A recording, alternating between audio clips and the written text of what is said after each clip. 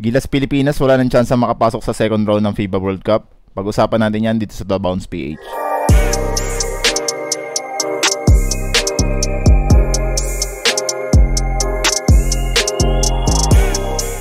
Hello again NBA fans, ako nga pala si Ivan at The Bounce PH. Kung di pa kayo nakasubscribe, please click the subscribe button para manatili kayong updated sa mga NBA news. Ang FIBA Basketball World Cup nga na isa sa pinakaabangan na international basketball competition sa mundo ay ginanap sa Japan at dito sa Pilipinas. Dahil dito, maraming mga Filipino basketball fans ang nakaabang at nakasubaybay sa mga national teams, particularly sa sarili nating Gilas Pilipinas.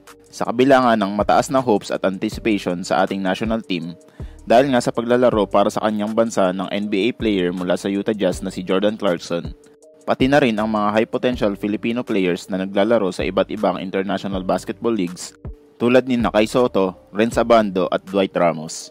Hindi pa rin naging maganda ang kinalabasan ng performance ng Gilas Pilipinas kung saan naging winless sila sa sariling bansa at na-eliminate agad sa first round after matalo ng 3 consecutive games.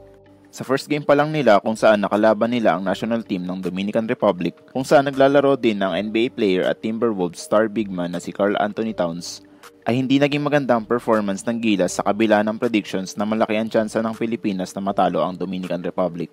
Bukod nga sa shooting struggles ni Jordan Clarkson sa simula ng game, napakadaming errors at turnovers din ang ginawa ng Gilas Pilipinas. Isama pa ang offensive rebounds na give up ng Gilas na isa sa main reason kung bakit sila natalo sa kanilang opening game.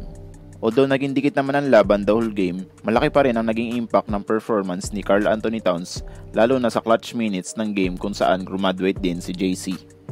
Kahit nga kitang-kita ang pagkadismaya ng buong team sa kanilang pagkatalo, hindi pa rin sila nawala ng pag-asa at lalo pang nag-init ang kagustuhan nilang manalo sa kanilang next game.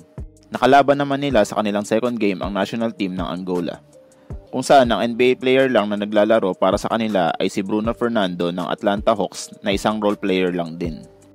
Kahit nga mayroong slight advantage ang Gilas Pilipinas, inupset pa rin ng Angola ang Gilas at natalo na naman sa kanilang home court. Nagpatuloy nga ang shooting efficiency struggles ni Jordan Clarkson at ang napakaraming turnovers ng kanilang team na naging reason sa kanilang Game 2 loss.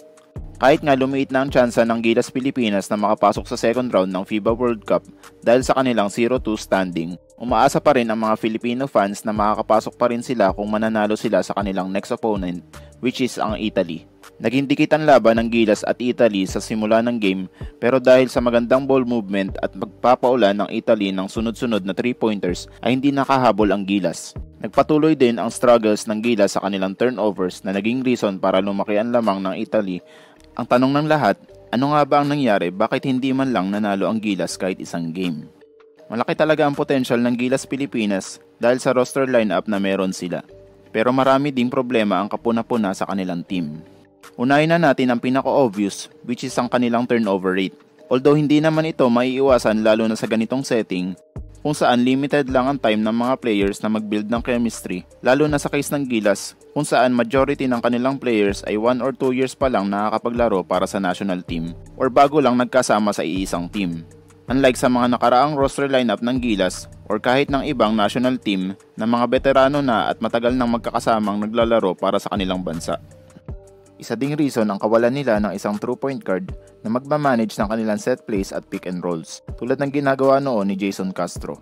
Although expected na rin naman na karamihan ng possession ay centered around sa mga isolations ni Jordan Clarkson, hindi rin naman ideal ito lalo na kung siya lagi ang mag-handle ng bola dahil hindi rin naman siya naging efficient sa kanyang turnover rate sa kanyang NBA career.